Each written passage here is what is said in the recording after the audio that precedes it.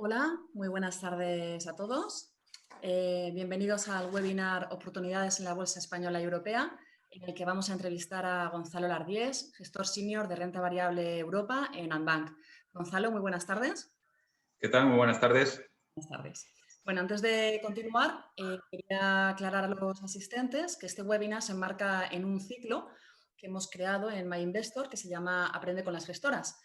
Y dentro de este ciclo, pues entrevistamos a gestores estrella y a representantes de las principales gestoras nacionales e internacionales para que nos ayuden a aclarar los principales conceptos relativos a la educación financiera y de paso también para que nos ayuden a conocer un poquito mejor el fondo que gestionan y en este caso pues incluso a ponerle cara al gestor del fondo. Hoy, como decíamos, tenemos con nosotros a Gonzalo Lardiés, gestor senior de renta variable Europa en Andbank, y que en concreto actualmente gestiona los fondos Sigma Equity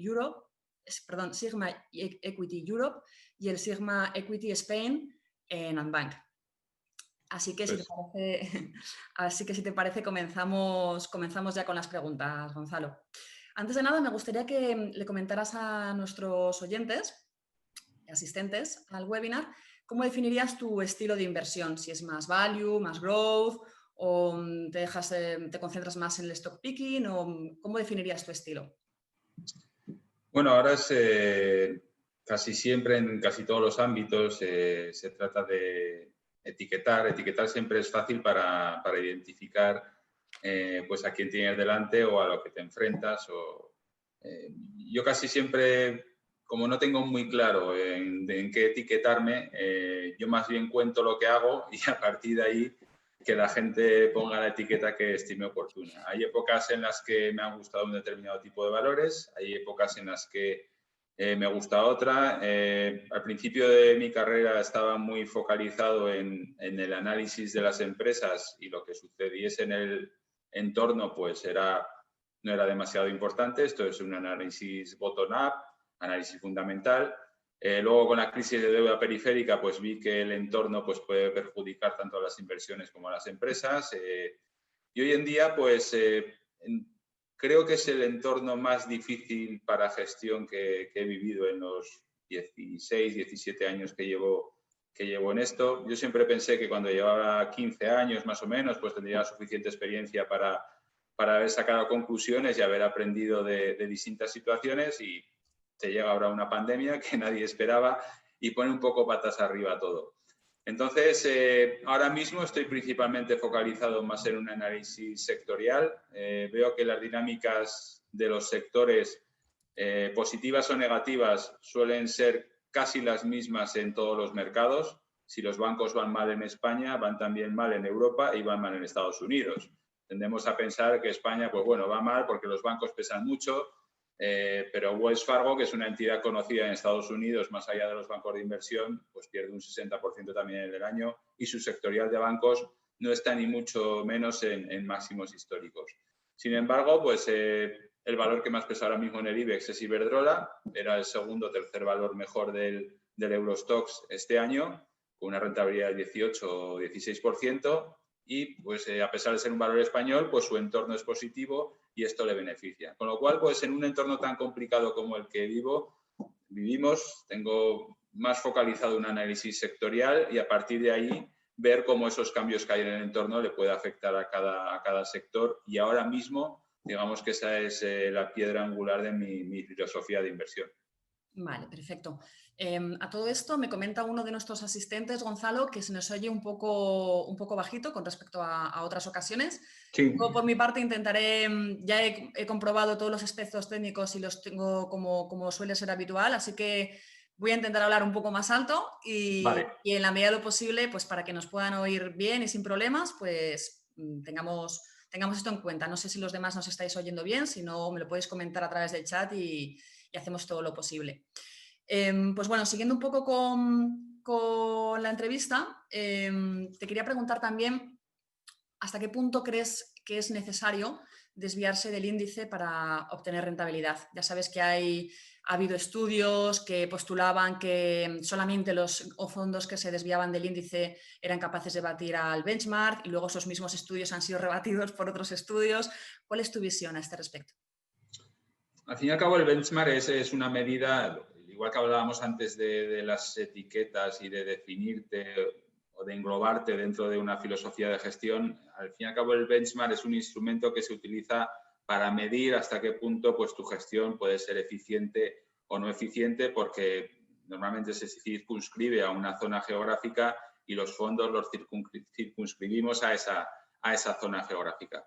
En el benchmark, pues hay muchos valores. En el español no hay muchos, 35, en el Eurostoxx hay 50, en el S&P hay 500, pero, por ejemplo, hay valores en el IBEX que pesan un 18, como Iberdrola, y valores que pesan un 2. Muchas veces, con estar más sobreponderado o no tan sobreponderado en los valores del índice, aparte del peso que tenga, si un valor pesa un 2 y tú lo tienes en tu cartera un 4, en teoría estás sobreponderando ese valor y ya te estás empezando a desviar un poco del margen, del índice. O si Iberdrola pesa un 18 y en tu cartera pesa un 9, ya te estás desviando del índice. En Estados Unidos sucede lo mismo. El S&P es mucho más grande, son 500 compañías. Tecnología pesa pues un 27%, salud y farma un 15%, entre los dos ya tienes un 42% del índice. Entonces, si ese sector lo tienes sobreponderado e infraponderado, ya te estás distinguiendo de él. Con lo cual, una parte importante son las sobreponderaciones o infraponderaciones de los valores que tú tienes respecto al índice, y luego ya salirte del índice pues es asumir, digamos, un riesgo más de desviarte del benchmark. Pero a veces hay oportunidades que están fuera del índice. En índices pequeños como el español eso sucede un poco más. Índices más representativos como el Stoxx 600 o el S&P 500 a lo mejor no están tan en necesidad. Entonces, yo creo que es buscar en cada momento aquello que mejor se encaje a tu filosofía de inversión, y a lo mejor no tener tanta relevancia el peso o su pertenencia al benchmark, aunque esto luego tiene consecuencias en cómo te miden al final del año, pues, o del periodo que sea, tu acierto o desacierto en cuanto a la gestión respecto al benchmark. Vale, así que en resumen, Gonzalo, no hay que fijarse demasiado en el benchmark, hay que fijarse en la propia filosofía de uno y en la convicción de uno y ya está, ¿verdad? Ese sería el ideal, pero por experiencia aquí siempre se tratan de buscar comparativas. Yo por experiencia siempre he estado muy centrado en bolsa española, llevo unos meses con bolsa europea, y al fin y al cabo pues tienes que intentar batir a tu benchmark. Cuando vas bien con tu benchmark, pues bueno, es que este año los valores que pesan mal lo han hecho peor, entonces comparamos con la competencia, y si la competencia también ha sido un mal año, pues siempre hay algún mercado por ahí que lo hace mejor. Entonces, siempre va a haber gente mejor, siempre va a haber gente peor. Tener tu filosofía, el benchmark es una referencia, pero por lo menos como entiendo yo la filosofía de gestión, tampoco debe ser un objetivo obsesivo, pues la desviación que tiene respecto al índice. Gonzalo, tú eres uno de los gestores más veteranos que hay de bolsa española, con más de 15 años de experiencia. ¿Qué claves has aprendido a lo largo de tu carrera? ¿Cuáles son las más importantes como gestor de bolsa? Y que creas que puedan ser de interés, ¿no? para los asistentes a este webinar. Esto es muy complicado. La piedra filosofal no existe. Lo hemos visto con determinadas filosofías de gestión que a lo mejor han ido bien durante un tiempo o que tienen un track record muy positivo durante bastante tiempo. La filosofía Value, que hace 3 o 4 años, pues digamos que era muy seguida por los inversores, pero quizás los que más siguen ese tipo de inversión los últimos 2 o 3 años no han tenido unos resultados, digamos, los resultados esperados. Ahora mismo mucha gente está buscando el indiciarse, pues porque para nosotros, y lo he dicho antes, es uno de los entornos más difícil de gestión. Esto se ve, pues a lo mejor en que en determinadas circunstancias no se dan los números que espera el partícipe. Entonces, la gestión indiciada ahora está muy de moda. Oye, yo me pongo en el índice, pero claro, me pongo en el índice, esto es como las dudas que tenemos nosotros cuando entramos en una compañía. ¿Con qué filosofía, con qué criterio, con qué horizonte temporal, por qué? ¿O solamente entro o salgo porque sube o porque baja? Entonces, realmente ahí tenemos que tomar también decisiones, nos indiciamos, pero hay que hacer una asset allocation, que se llama pues un 10% en Estados Unidos, un 5% en Europa, un 10 en materias primas. Al fin y al cabo estamos creando nuestra cartera por mucho que nos indiciemos. Y claro, hay que tomar decisiones. Si Estados Unidos tira más que el resto, es más atractivo, está más sobrevalorado. Entonces, la piedra filosofal no existe. Yo siempre he dicho que lo ideal es conocerse como inversor, saber lo que esperamos. Lógicamente, cuando le preguntas a alguien, ¿usted cuánto quiere ganar? Pues hombre, lo máximo posible. ¿Y cuánto está dispuesto a perder? Lo mínimo posible. Pues a lo mejor ese tipo de preguntas debemos de hacernoslo. ¿Qué filosofía tenemos? ¿Qué horizonte temporal? El medio-largo plazo es complicado, pero el corto es muchísimo más. Lo vemos una semana que hay unos valores que van bien 2-3 semanas. A las 2-3 semanas eso vuelve a cambiar. Tecnología ha ido muy bien durante estos últimos años. Entonces, es tener un criterio y ser fiel a esa filosofía. Yo, por lo que he visto, en el momento que existe o parece existir algo que tiene una capacidad, digamos, para batir o para ajustarse al mercado de manera perfecta en todas las circunstancias, normalmente no está muy lejos el momento en que ese buen momento se rompe. Entonces, las piedras filosofales o el santo grial de la gestión, yo por lo menos no lo he descubierto, y hay que ir con bastante humildad y ir sabiendo que el entorno es cambiante y que hay que adaptarse a él. Si nosotros nos empeñamos en llevarle la contraria al entorno, entonces ahí tendremos bastantes problemas y es donde vienen los errores estratégicos graves. Esto no puede caer más o esto no puede subir más, pues puede caer más y puede subir más.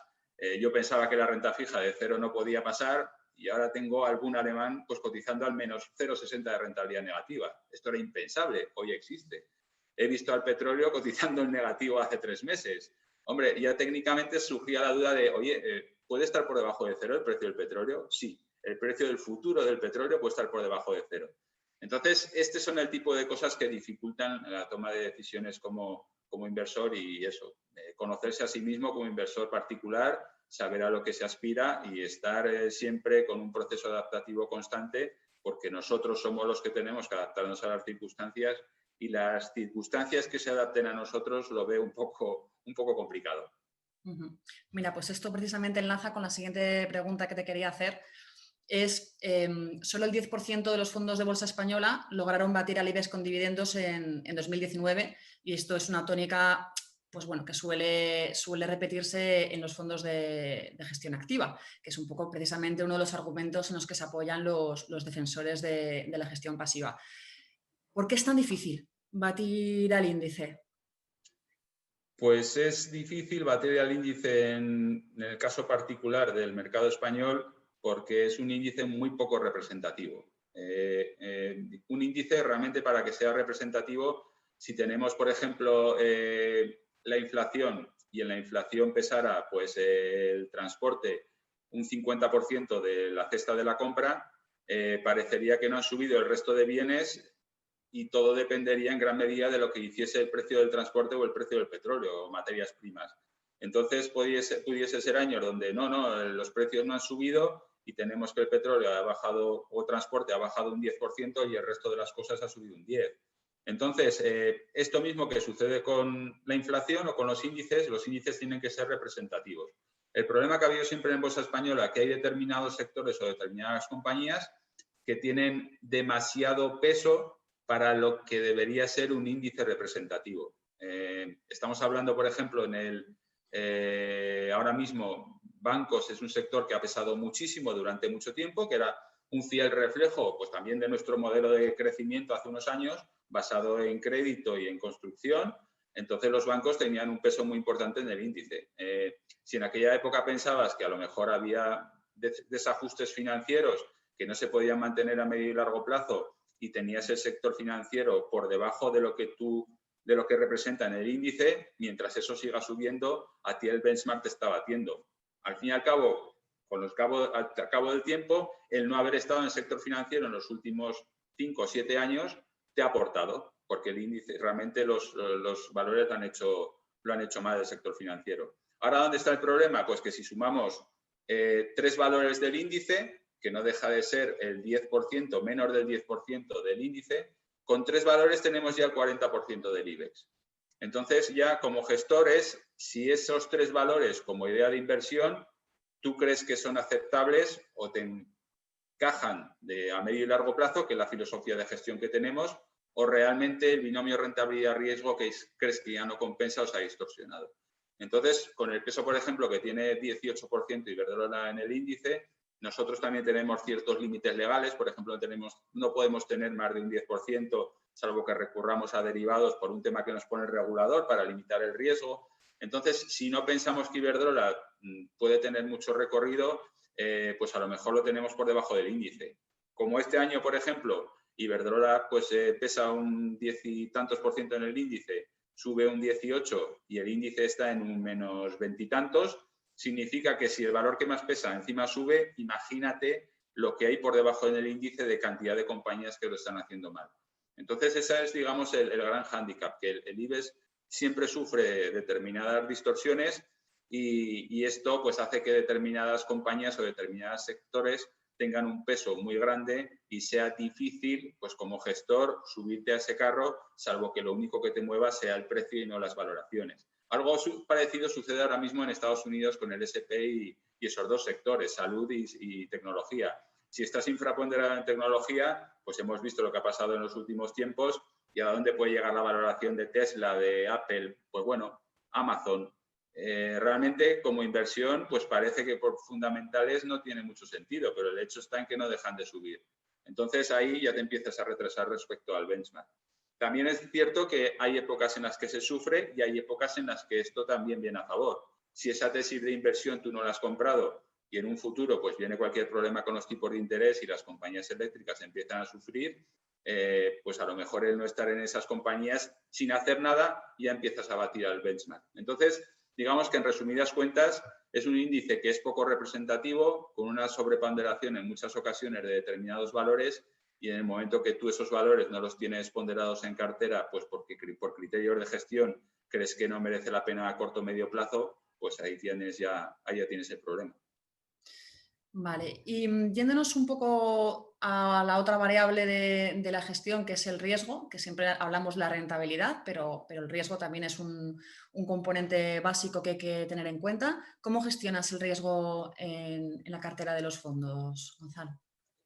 A ver, el riesgo, el inversor lo suele asumir a la volatilidad y al movimiento de los precios.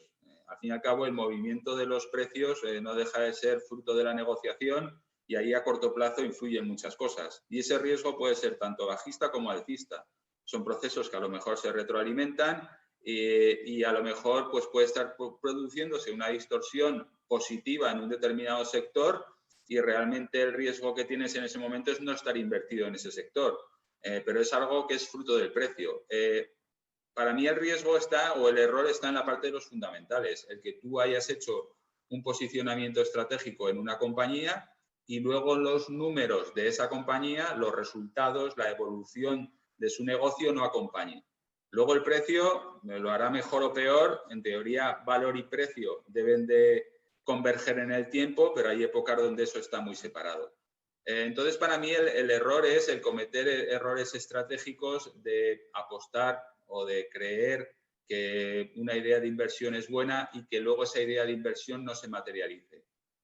Ese es el error grave. Y en un entorno como el actual, eso es mucho más complejo, porque la realidad de los negocios, por ejemplo, hoy es un poco distinta a la que parece que dicen los mercados, por lo menos lo que dice el S&P. Se habla mucho del gap que se está abriendo entre la economía real y los mercados financieros por el apoyo de los bancos centrales. Si tú como análisis fundamental piensas que estás en un entorno económico difícil y eres cauteloso en las inversiones, hoy en día el riesgo es pues, que están los bancos centrales y están distorsionando eso y están, digamos, soportando las valoraciones cuando el entorno creo que no es tan idílico como parece demostrar el mercado. Entonces los riesgos son distintos. Para mí el importante es que tú cometas un error de valoración, que los números de las compañías no salgan bien, que venga un entorno macro muy desfavorable y las empresas se pongan en pérdidas. Ese es para mí el mayor riesgo más allá de lo que hagan los precios, que es un tema de volatilidad, de flujos y de formación de precios. Vale.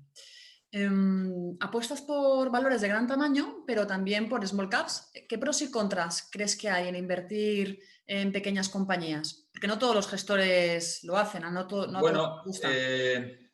pequeñas compañías, lo que comentábamos antes, suele ser salirte del índice o sobreponderar pequeñas compañías del índice por encima del peso que tienen. Desde el punto de vista de inversión, la ventaja que tienen las pequeñas compañías es que su margen de crecimiento es elevado.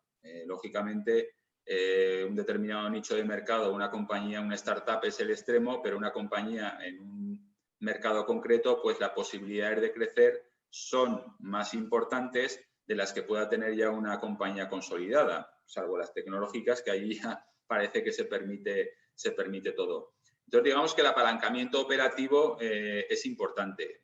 Lo hemos visto, por ejemplo, en el sector de telecomunicaciones, como un sector donde había determinadas ineficiencias, pues hay pequeñas compañías que han sabido explotarlas en diferentes momentos del tiempo. En un momento determinado fue Yastel hace ya unos años, últimamente ha sido más móvil. Aprovechando esas ineficiencias, pues han podido crearse un nicho de mercado y aprovecharlo para crecer. Eso perjudica a las compañías grandes. ¿Qué pasa? Que también eso conlleva unos riesgos, porque todo lo que suponga crecer y hacer apuestas de crecimiento, y esto es inherente al capitalismo, está expuesto a ciertos riesgos. Con lo cual, son compañías donde el potencial son mayor, los riesgos son también mayores. Cuando la economía o su mercado van bien, crecen de forma más importante, pero también el mercado lo valora de esa forma, y cuando el mercado va en contra y la economía se da la vuelta o su mercado se da la vuelta, también sufren más. Entonces, en pequeñas compañías, desde el punto de vista de stock picking, invertir en ellas, hay que conocerlas bien, pues porque son negocios que exigen mucho más análisis. No es necesario el mismo análisis en un Iberdrola, en un Telefónica o en un Santander, donde las dinámicas de mercado más o menos son claras y su capacidad para diferenciarse es mucho menor. Entonces, digamos que esa es la gran diferencia. Las pequeñas compañías hay que conocerlas muy bien y saber exactamente qué es lo que hacen, cuáles son sus ventajas competitivas. Digamos que hay que mirar mucho por dentro para tener una imagen más o menos realista de cuál es su negocio y cuál es su situación. Y ya, Gonzalo, yéndonos a los dos fondos que gestionas, no sé si nos podrías contar, darnos una pincelada de las principales posiciones que tienes en cada uno de ellos y muy brevemente, qué es lo que te gusta de cada una de estas posiciones. Que también nos sirve un poco de ejemplo bueno, pues de lo que hemos estado comentando hasta ahora, ¿no? De cuál es tu estilo de gestión, de tu forma de ver las cosas, de tu filosofía. Vale. Son filosofías un poco distintas. En el español hago más stock picking, algunas compañías más de fuera de índice, porque es un mercado que conozco pues desde hace 16, 17 años, y aquí sí que tengo capacidad para conocer compañías desde hace tiempo y más o menos saber el entorno y las debilidades y fortalezas que tienen. En Europa llevo poco tiempo haciendo de Europa y estoy más centrado en un análisis sectorial, partiendo de la base también que una premisa básica que tenemos o que debe haber en la gestión es que nosotros las inversiones viven del futuro. El pasado es historia. El pasado únicamente, el PER, las cuentas de resultados, sirven únicamente para refrendar si nuestro posicionamiento ha sido correcto o no. Pero la dificultad de esto es posicionarse de cara al futuro. Y el gran hándicap que hay hoy en día es que, y lo vemos por las circunstancias que tenemos, que el futuro a corto o medio plazo hoy en día es muy, muy complicado de valorar. Normalmente lo vemos en nuestro día a día, lo vemos pues ahora mismo con el tema de la pandemia, de qué es lo que puede suceder en próximos meses, qué impacto económico puede tener eso. Y a los gestores, en el momento que quitas la visibilidad, su base de inversión empieza a ser muy complicada. Es por esto que mi aproximamiento, es lo que hablábamos al principio, hoy en día el mercado es más sectorial que de stock picking, y por eso estoy más centrado, por ejemplo, en Europa, en sectores que no tanto en seleccionar un determinado tipo de compañía u otro, o en small caps, porque todavía no tengo esa visibilidad. En España sí, y aún así tengo más posicionamiento en grandes compañías que en pequeñas. En España tengo las principales del índice, pero todas infraponderadas. Tengo principales posiciones son por ejemplo, Inditex, Iberdrola y Amadeus, pero todas el máximo peso que tengo es un 5,5.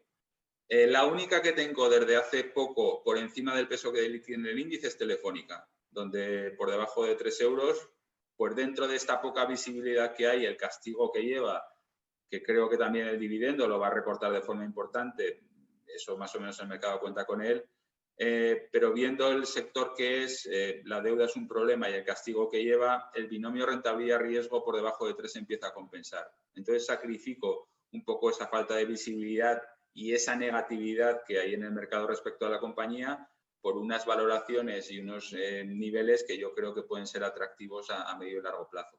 Ahí es donde tengo algo de sobreponderación en Telefónica. Luego tengo algunas compañías pequeñas, el caso de Robi en farmacia, el caso de Logista, que es un sector muy defensivo, Global Dominion, bancos, por ejemplo, los tengo infraponderados. La mayor posición que tengo en bancos es... el banco pesa en el IBEX un 18%, un 17 y pico, y creo que tengo un 8, un 9. Y la mayor posición que tengo es Bankinter. Dentro de los bancos españoles, pues creo que es el que mejor gestionado está y es un banco que, aunque parezca mentira, en toda esta crisis no ha necesitado ni ampliar capital porque su gestión de riesgo ha sido adecuada. Entonces creo que por valoración está bien el sector, pero me sigue dando todavía bastante reparo. Y tengo algo de peso en Santander, pero un 3 y pico, y en BBV un 2. Juego también con los niveles de liquidez. Hay ocasiones en las que incremento o reduzco liquidez, pues un poco para aprovechar movimientos del mercado en determinados plazos de tiempo. Y ahora principalmente pues es eso. Estoy buscando también compañías en el continuo que han estado un poco fuera de radar, compañías que están muy castigadas y que a lo mejor ya pues ese riesgo de ser compañía española que genera un poco de animadversión para los inversores extranjeros y que pues hombre, ya llevan tiempo cayendo. Hoy mismo pues estaba mirando ENCE estos días, ENCE desde máximos ha caído un 80%. Una compañía que entró en el IBEX, parecido a lo que le ha sucedido ahora a Farmamar, que entró en el mejor momento, se fue a 9 euros y de 9 euros en 2 años ha perdido el 80% de su capitalización. Pues buscando a ver qué oportunidades hay, si a lo mejor el castigo ha sido excesivo, si el precio de la pulpa crees que al año que viene va a empezar a recuperar. Entonces ahí sí que ya hago algo más de stock picking. En Europa de momento no, por esa visibilidad más reducida que hay y porque las compañías hay que conocerlas bien, y en Europa tengo un posicionamiento más sectorial. Los meses de verano he estado más posicionado en algo cíclico, tenía algo de industriales, pues para intentar coger algo de esa salida de confinamiento que hubo y esa recuperación que iba a venir en el tercer trimestre después de un segundo que era muy malo, y tenía algo más de ciclo. Pero visto que hay muchas dudas sobre el crecimiento, los rebrotes en la pandemia vuelven a aparecer y esa mejoría macro, pues ya veremos si no es flor de un día, pues he vuelto a dar un par de pasos atrás, he vuelto a sobreponderar sectores defensivos. Mi mayor posicionamiento ahora es en consumo básico, pues tipo Nestlé o compañías de ese tipo, farmacia, pues con Roche, Sanofi y demás, y utilities. Esos son los 3 sectores que más pesan. Y para compensar un poco, por ejemplo, en Europa estoy totalmente fuera de bancos y de financieros, aseguradoras no tengo ni en el español ni en el europeo, y el perfil más cíclico lo tengo con algo de energía y empresas mineras, donde ahí tengo un 17% entre los dos, porque a pesar de que haya incertidumbre macro, pues ahí sí que las valoraciones ya llevan varios años retrocediendo y creo que a lo mejor lo peor del entorno actual ya está metido en precio. Entonces digamos que es una estructura un poco barbell. Me preocupa, hablaremos un poco más adelante y daremos explicación a esto, pero es un poco por un lado una parte defensiva, por el otro lado algo de ciclo, pero el ciclo todavía con mucha cautela. Y ya de cara al futuro, Gonzalo, ¿cuáles son las grandes tendencias que anticipas? ¿Crees que el comportamiento de la bolsa española va a retomar la senda alcista, va a ser bajista, vamos a ver un mercado lateral más revuelto? O un poco así a grandes rasgos, ¿qué es lo que crees tú que va a pasar, por ejemplo, en un horizonte de 12 meses? Y un poco qué sectores crees tú que son los que, o qué ideas, ¿no? ¿Crees que tú que son las que más van a tirar? A ver, el devenir del IBEX, volvemos a hablar un poco de lo que comentábamos anteriormente. Va a depender de 3 valores. De si Iberdrola, pues que prácticamente ha doblado en los últimos 2 años. Inditex, que se enfrenta a un entorno incierto que afortunadamente está salvando con las ventas online, pero no deja de ser consumo discrecional, aunque sea un bien básico como es el vestido, no deja de ser algo discrecional que se puede elegir. Entonces lo estamos viendo en el consumo que se debilita y esto puede afectar a Inditex. Y el caso de Celnex, que pesa ya un 7% de mi índice, para que se hagan una idea, Celnex hoy en día pesa en el índice IBEX lo mismo que el Santander. Y es una compañía que pesa un 7%, que es de las agraciadas de sectores que crecen, pero que vale 26.000 millones y que tiene un volumen de ventas muy bajo. Lo que pase con el IBEX, si aguanta en estos niveles o se va algo más abajo, va a depender de estos 3 valores. No creo que bancos que pesa un 18% en el índice se puedan esperar demasiadas cosas positivas de cara al año que viene. Con a lo mejor aguantar niveles por donde estamos ya será suficiente, con lo cual ahí hay un 18% que se espera poco de él. Y vas sumando compañías, pues Telefónica a lo mejor puede haber marcado suelo y ya será suficiente, que pesa un 4, pero la clave en el IBEX será esto. Si estos valores no aguantan, podemos ver perfectamente niveles más bajos de IBEX, porque sean estos niveles, estos índices, estos valores a lo mejor los que arrastran y hagan otro de contrapeso. Para el año que viene, esto siempre es complicado, pero en circunstancias actuales, en medio de una pandemia, pues un poco más. Hay 2 variables, creo. Por un lado, se trata de qué va a suceder en el futuro y un poco con lo que estamos viendo, pues vemos que la capacidad de que sucedan cosas imprevistas, la pandemia es un evento algo extremo, pero lo imprevisto pues es lo que no está cotizado y eso pues digamos que descontrola un poco el mercado. ¿Qué es lo que va a suceder a futuro? ¿Qué va a suceder el próximo año? Y segundo, ¿cómo se van a comportar los inversores? Si no pasa nada, que lo dudo, y si los inversores se siguen comportando hasta ahora, normalmente las dinámicas que hay ahora son las que vayan a triunfar. Posicionamiento en compañías tecnológicas y en sectores defensivos. Pero a mí hay ciertas cosas que me empiezan a preocupar. Por un lado, qué va a pasar con todas estas emisiones de bancos centrales, si los bancos centrales siguen consiguiendo mantener los tipos bajos o bien la parte larga de la curva, los tipos largos, empiezan a dar algún tipo de problema. Allí ya eléctricas a lo mejor podrían empezar a tener problemas, compañías tecnológicas también y compañías de materias primas y bancos que han tenido un entorno más complicado, a lo mejor tienen un entorno no tan desfavorable. ¿Qué va a pasar con el dólar? Es algo que también me preocupa. El dólar no en comparación con el euro, que es lo que pensamos siempre como inversores. ¿Sube el dólar o, bueno, al fin y al cabo yo cuando lo comparo con una divisa es con el franco suizo, que es la divisa más representativa? Si es sostenible esta emisión de dólares de la nada y política de bancos centrales, precio del oro, porque para mí el precio del oro no es que suba el oro, sino que necesitas cada día más dólares para comprar algo con una divisa que es ilimitada y compras algo limitado, entonces lógicamente el precio del oro puede subir. Hay muchas incógnitas que veo para el año que viene. Recordar que estamos en medio de una pandemia, recordar que, por ejemplo, en los 3 meses centrales del año, la Fed ha hecho tantos estímulos monetarios en 3 meses como en sus 107 años de historia previos. Y todo este tipo de distorsiones, pues en algún momento pueden tener efectos colaterales no esperados. Es allí en donde estoy más pendiente. La realidad de los negocios es mucho más difícil de lo que nos dicen los índices y es un entorno muy complicado para gestionar porque lo que hablábamos antes, la visibilidad es muy baja. Entonces, quizás España y Europa, de España hemos hablado por composición de índice, Europa pues ha tenido un peso menor de determinados valores, como es el tecnológico, que le ha hecho que se retrase de Estados Unidos, en un entorno complicado, o si se complica el entorno y estas variables se producen, no es que Europa lo vaya a hacer muy bien, pero a lo mejor en relativo lo hace mejor que Estados Unidos, donde creo yo que es donde se han cometido los mayores excesos en cuanto a valoración en los últimos años. Muy bien, muchas gracias. Pues ahora abrimos ya el turno de preguntas para que los asistentes pues, puedan plantear todas las dudas que tengan respecto a lo que hemos comentado hasta ahora o a cualquier otra cuestión relacionada con estos temas. Tenemos ya una pregunta de Enrique que quiere saber si nos podrías decir, Gonzalo, ¿qué opinas sobre las energéticas relacionadas con combustibles fósiles? Si van a volver a valores razonables o si van a seguir de capa caída. Y también pregunta que qué opinas sobre la filosofía valor, si volverá a lucir. Vale. Combustibles fósiles, energías renovables, que son las dos caras de la misma moneda.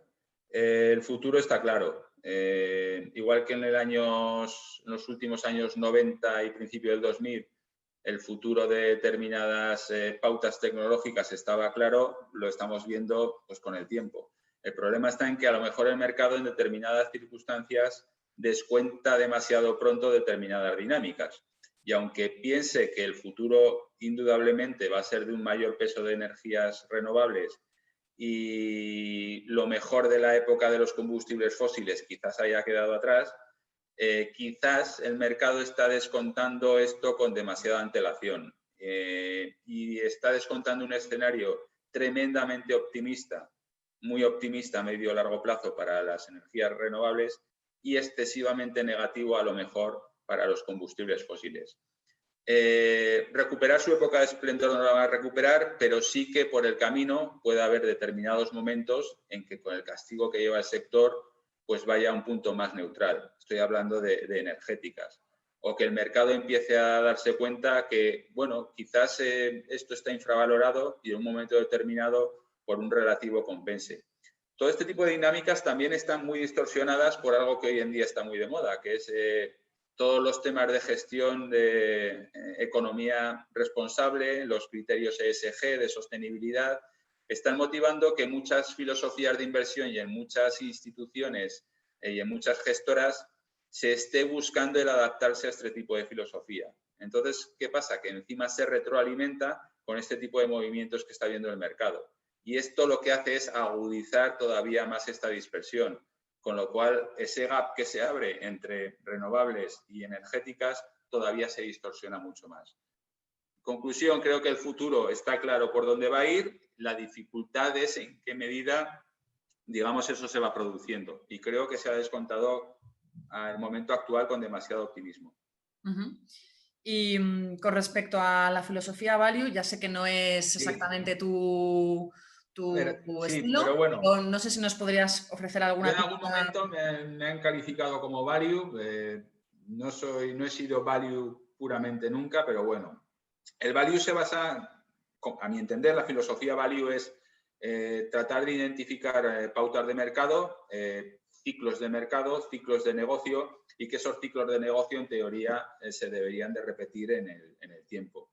Entonces, en teoría los valores por sus ciclos de negocio deberían de tener unos niveles de valoración y hay por circunstancias de mercado, por temas macro, por dinámicas de inversores o por lo que sea, en los que esos valores hay momentos de mercado que están sobrevalorados o que están infravalorados. Entonces, el value lo que busca es lo que ellos denominan valor intrínseco de esas compañías, digamos el valor de seguridad y que eso les da un margen para saber que a medio plazo ese valor tiene que volver a unos estándares medios porque históricamente eso ha sucedido así. ¿Qué es lo que sucede hoy en día y la gran dificultad? Pues que creo que estamos en un mundo de minas de trampas de valor. Las trampas de valor es cuando tú crees que algo está barato, pero realmente está sucediendo algún tipo de dinámica que está transformando absolutamente el sector y lo que tú crees que es barato realmente es una trampa de valoración. Para que lo entendáis fácil, yo siempre pongo el ejemplo de Kodak y los carretes de fotos. Kodak y los carretes de fotos, pues había dinámicas en que pues, el hacer fotos está asociado con el turismo, cuando mejor va la economía viajábamos más y era pues un consumo discrecional que en teoría debería de ir bien cuando la economía va bien y mal cuando la economía va mal. Las acciones deberían subir por encima de lo que se espera cuando iba muy bien y bajar por debajo pues porque estaban deprimidos. ¿Qué pasa? Que si tú en un momento de depresión de Kodak compras porque crees que viene una recuperación y te estás perdiendo la disrupción tecnológica donde los carretes de fotos nunca más se van a volver a usar, pues ahí tienes un problema. Esto es lo que puede estar pasando con el petróleo, es lo que puede estar pasando y ha pasado con la prensa, es lo que está pasando en general en muchísimos sectores a la vez en el mismo periodo de tiempo. Entonces, este es el gran problema al que se enfrenta la filosofía value, que hay determinadas pautas que a lo mejor están cambiando para siempre. Y ese, digamos que es el gran reto, creo, de adaptación que tiene. Esto enlaza con una pregunta que nos plantea Juan, que yo creo que también es muy interesante, y es si crees que el mercado tiene siempre la razón. El mercado soberano puede parecer mejor siempre. Claro, pero me refiero, por ejemplo, el estilo de inversión value parte de la base de que a veces el mercado es ineficiente a la hora de poner en precio el valor intrínseco de una compañía, ¿no? Es un poco lo que tú estabas comentando. El value Sí. analiza los fundamentales de una compañía y concluye que debería valer más de lo que vale y que tarde o temprano el mercado se va a dar cuenta de ello, con lo cual presupone que el mercado pues a veces es ineficiente. En cambio, otra perspectiva es un poco lo que estabas comentando tú ahora, que bueno, pues a lo mejor el mercado no es tan ineficiente, por no decir otra cosa, no es tan ineficiente como pueda parecer o tan irracional. O sea, a lo mejor verdaderamente los precios de muchas compañías son los que tienen que ser y no es una falta de visión del mercado a la hora de adjudicárselos. Entonces, en esa dicotomía, Gonzalo, ¿cómo crees que debería orientarse el inversor? ¿El mercado siempre tiene la razón? ¿No la tiene? ¿Hay que intentar buscar esas ineficiencias? El mercado por naturaleza no tiene por qué ser eficiente porque el precio es fruto de la negociación. Al fin y al cabo es alguien que está comprando y alguien que está vendiendo. Y eso puede estar distorsionado por muchísimas cosas. Yo si tengo entradas en el fondo y tengo que, por ejemplo, poniendo un caso extremo, y tengo que cumplir un coeficiente legal, lo tendré que invertir. Si soy una gestora de planes de pensiones o una aseguradora y tengo que invertir mi cartera de renta variable en un porcentaje, la tendré que invertir. Y lo mismo me sucede con la renta fija. El tema está en que se puedan producir distorsiones que esa formación del precio la alteren o la lleven en un sentido o en otro. Y para mí la alteración más grande que hay hoy en día es la actuación de los bancos centrales. No creo que en la situación en la que está España, España por poner el ejemplo cercano, pero podríamos decir Francia, menos Alemania, que son los únicos que se salvan, o Reino Unido o Japón o quien sea, estamos en la paradoja de que cuanto más se endeudan los países, más baratos se financian. Eso realmente es una paradoja financiera. En teoría, si tú no vas a tu banco y no haces más que pedir créditos, tu riesgo de devolución se incrementa si no cambia nada y habrá un momento en que te pedirían un mayor tipo de interés. Pero por la actuación de bancos centrales, hoy el mercado está distorsionado en este tipo. Nosotros como inversores somos los primeros que contribuimos también a esto. Tendemos por naturaleza a comprar lo que sube y a vender lo que baja. Y eso es un proceso que a lo mejor se puede retroalimentar y del que todos somos parte.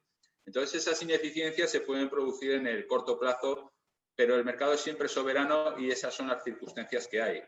Lo hemos visto con el inmobiliario, el inmobiliario a lo mejor es un activo menos líquido y esas dinámicas se producen con otro tipo de decalaje. Pero al fin y al cabo el mercado no tiene por qué ser eficiente en cuanto a reflejar lo que hay en realidad en los fundamentales, sino que únicamente responde a la formación del precio. Y es lo que hablábamos antes, que precio y valor en teoría deben de converger, pero hay momentos del tiempo en los que se separan de forma importante. La gran dificultad es si esa separación realmente es por alguna distorsión en la formación de precios en el mercado o realmente es que hay una dinámica en la que el precio va por delante de lo que está reflejado en el valor. Entonces ahí ya la dificultad es otra. Pero hoy en día eso es especialmente difícil y un activo donde se ha perdido muchísimo dinero es pensando que el boom alemán no podía subir más y su rentabilidad caer más. Y puedes tener razón, puedes ser ineficiente, no puede tener razón financiera, pero el mercado es soberano y los precios están ahí. El mercado puede estar más tiempo irracional que tu solvente, que decía Keynes. Y eso funcionaba ya en su época y sigue funcionando hoy en día. Entonces, la labor del mercado no es la eficiencia, porque hay muchas variables que influyen, y a medio y largo plazo, valor y precio deben de converger. Al hilo del tema de los bancos centrales, nos pregunta David si en un horizonte de tipos bajos, ¿qué sentido tiene invertir en renta fija, más allá de ajustar la volatilidad de la cartera? Bueno, entiendo que aquí entra también desde un punto, un fondo de bolsa no tiene tanto sentido, ¿no? Pero desde un punto de vista más filosófico, entiendo que la clave está en la diversificación, ¿no? Un poco lo que el propio David comenta, de reducir la volatilidad, pero también de diversificar, ¿no? De no poner todos los huevos en la misma cesta en cuanto a clase de activo. Mira, en cuanto a la distorsión de los precios, el no tener sentido invertir en renta fija es como no verle sentido a invertir en compañías que están caras. Por una disfunción en la formación de precios, eso puede estar caro a PER 50, caro a PER 60, caro a PER 100 y sigue subiendo en un proceso que se retroalimenta. En la renta fija han metido una distorsión los bancos centrales y no voy a ser yo el que le ponga el cascabel al gato de decir esto se ha acabado, porque esa canción la vengo oyendo desde hace 4 años o 5. Y los compañeros de renta fija, pues mientras tanto no tiene recorrido, la renta fija no tiene recorrido y la renta fija sigue corriendo, el crédito sigue corriendo. Y una vez que has visto los tipos o el boom cotizando al menos 0,60, no voy a ser yo el que diga que no puede llegar al menos 0,80, al menos 0,50, al menos 1, al menos 1,5 y ya ponemos el límite donde queramos. ¿Es una ineficiencia? Sí, pero el mercado soberano y ahora mismo el mercado eso es lo que está cotizando. ¿Hasta dónde puede llegar eso? No lo sé. Es como hasta dónde puede llegar la cotización de Tesla. No lo sé. Creo que son ineficiencias del mercado, pero que pueden permanecer durante bastante tiempo. Y lo que hace actuación de bancos centrales es que esas ineficiencias de mercado o esas distorsiones de corto plazo se mantengan de forma artificial más de lo que podía suceder en periodos anteriores. Y eso es algo que al fin y al cabo acaba retroalimentándose. Eso genera unas distorsiones que en algún momento se tienen que corregir. Y el problema es a qué velocidad y cómo se corregirá eso. Si es algo lento, bueno, dada aquel. Pero como se suele decir, las balas en sí no son peligrosas, sino la velocidad que llevan.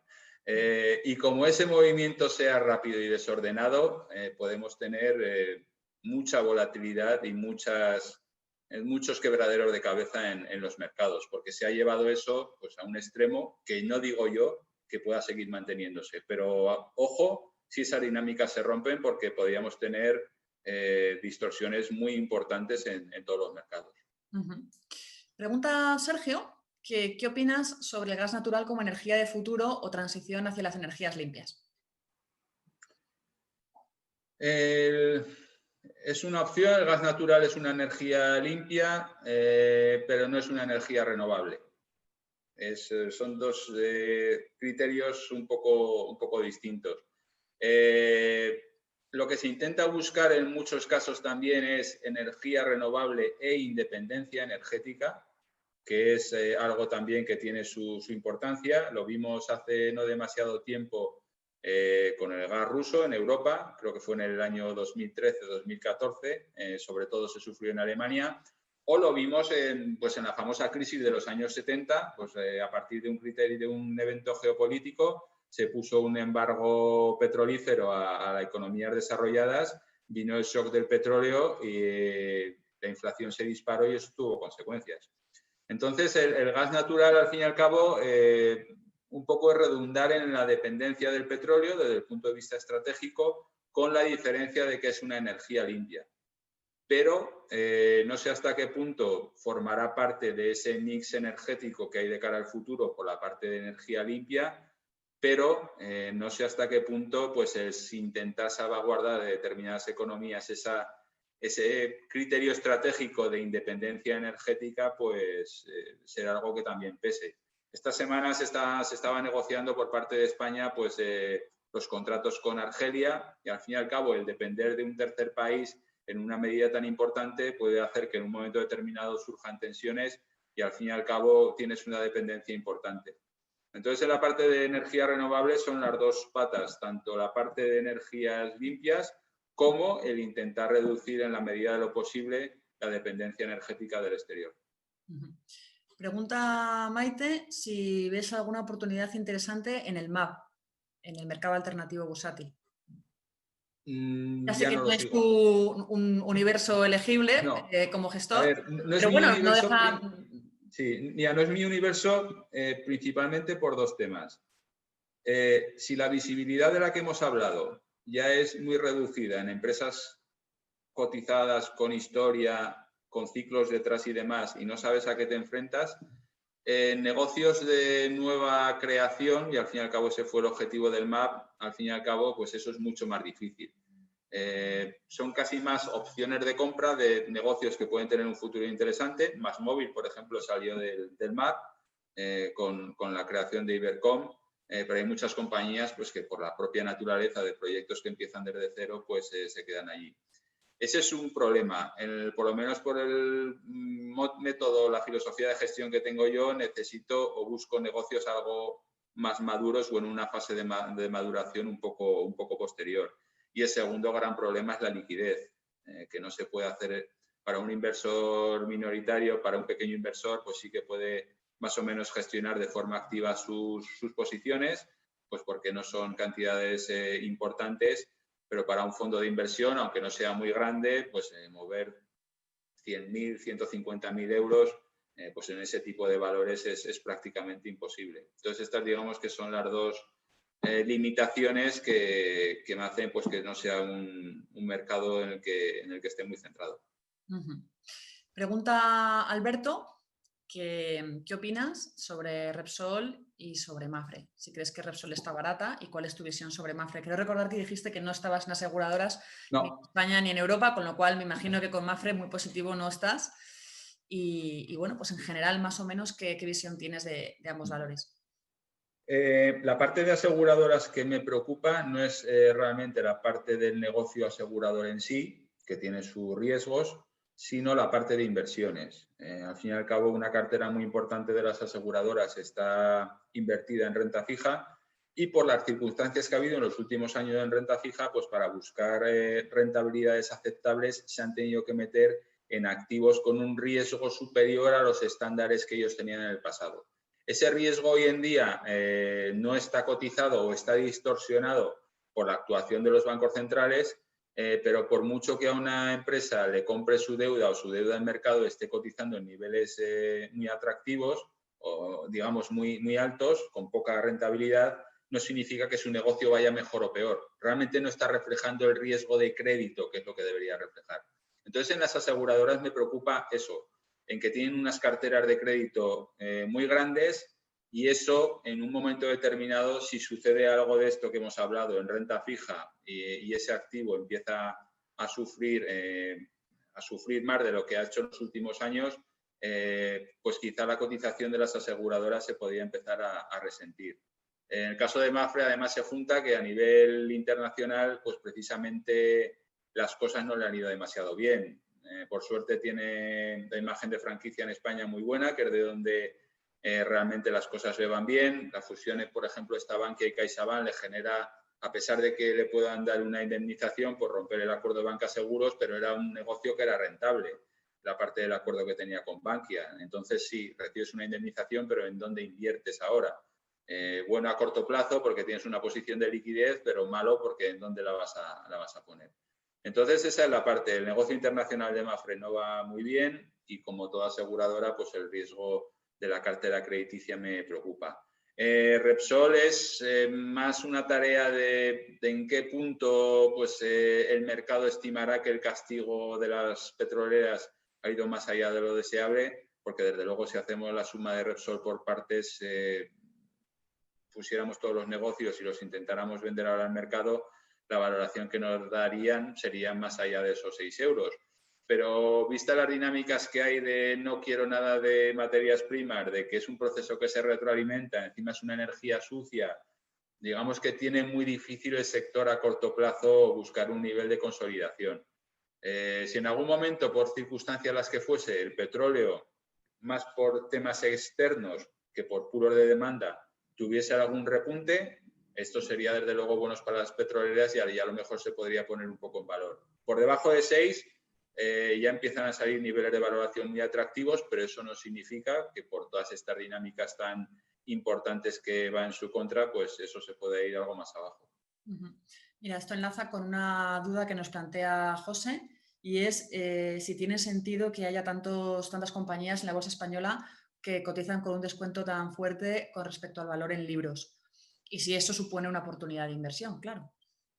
El valor en libros es un arma un poco de doble filo, porque ese valor en libros está allí, pero igual dentro de 2 años no está. Es un poco, a lo mejor, imagen de trampa de valor en algunos casos, pero que realmente el mercado lo que está es descontando incertidumbres o riesgos de esas compañías a medio o largo plazo. El caso más claro es los bancos. Encontramos bancos cotizando a 0,2 veces valor contable, el caso más extremo creo que es Sabadell a 0,15, la banca más o menos Santander, BBV, Caixa están a 0,30 y tantos, 0,40 y digamos el alumno aventajado de la clase que es Bankinter pues a 0,50 y tantos. Pero es que todo el sector a nivel general en Europa está cotizando así.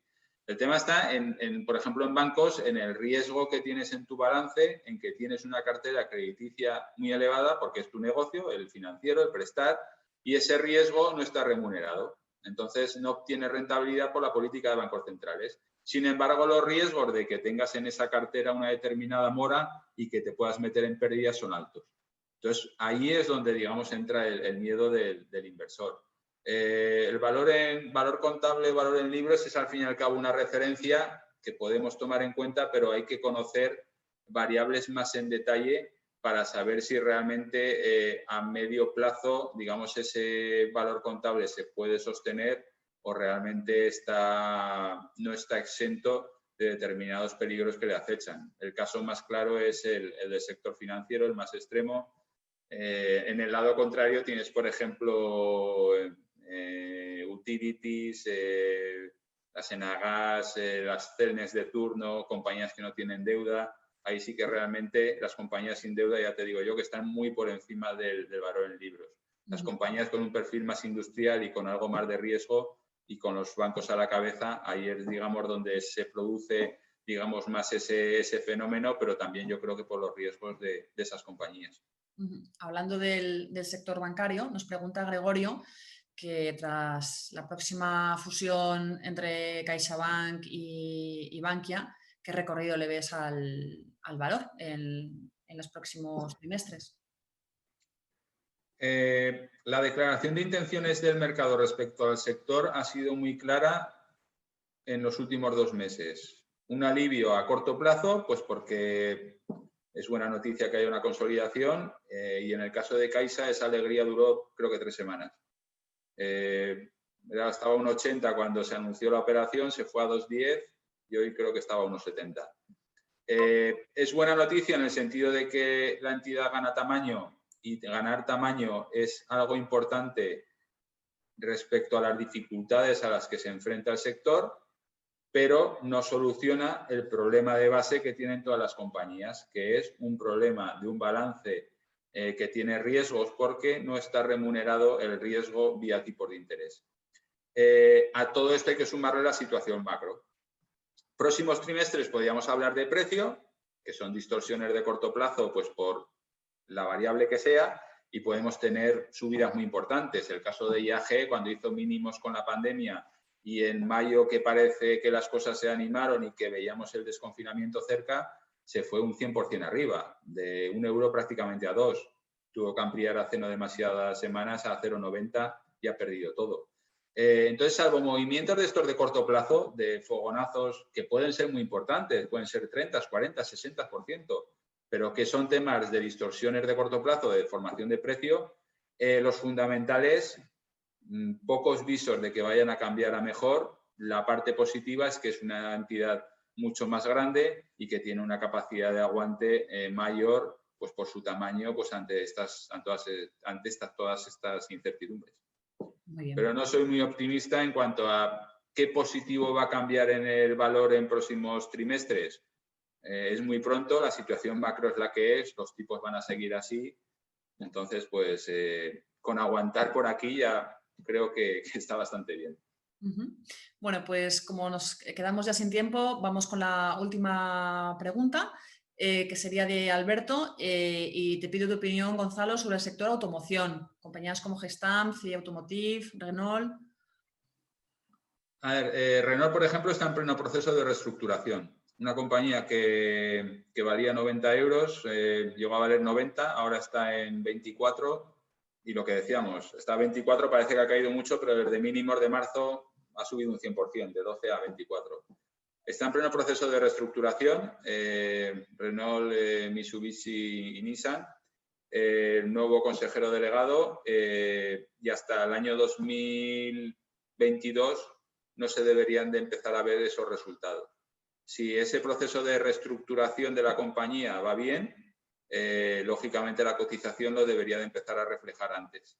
Pero una compañía que ha hecho este tramo, pues es una compañía prácticamente reconversión, como están muchas compañías del sector, compañías aéreas también. Entonces es un sector que se enfrenta a dificultades, unos más que otros, y lo único que ha hecho la pandemia es, digamos, esas dificultades que ya venían de un tiempo atrás, lo que han hecho es acelerarlas.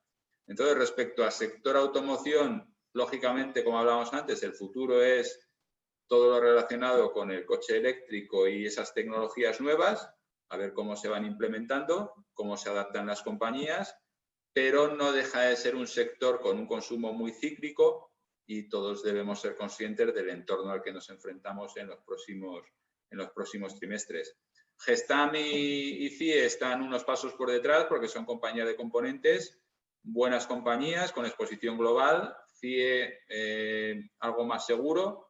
Gestam me genera algo más de dudas, una compañía muy bien gestionada, muy flexible, pero que tiene un gran número de proyectos, digamos, en la rampa de lanzamiento y esos proyectos, que son varios a nivel global, en un entorno de dificultades pueden presentar problemas. Entonces, quizás vigilar la parte financiera de Gestam me da la tranquilidad de que es una compañía donde los gestores son perfectamente conscientes de los riesgos del sector y a lo que se enfrentan, pero esos riesgos a medio plazo, pues a lo mejor podrían castigar más a Gestam que a CIE, aunque también si viene una recuperación a futuro, que ya veremos cómo se produce, el potencial que tiene Gestam es mucho más elevado que el de CIE Automotive. Perfecto, muy bien. Pues muchísimas gracias, Gonzalo. Gonzalo Lardíez, gestor de renta variable Europa en Adbank, por estar con nosotros esta tarde, por hablarnos de tu estilo de gestión y por contarnos un poco pues, tus perspectivas para la bolsa española, para la bolsa europea en los próximos meses. Muchas gracias también a los asistentes a este webinar, a esta entrevista online. Y Gonzalo, pues lo dicho, un placer contar Muchas contigo hoy. gracias a vosotros por darme la oportunidad de participar y eso, encantado de haber estado con vosotros este tiempo. Muy bien. Pues nada, muy buenas tardes a todos. Buenas tardes, un saludo.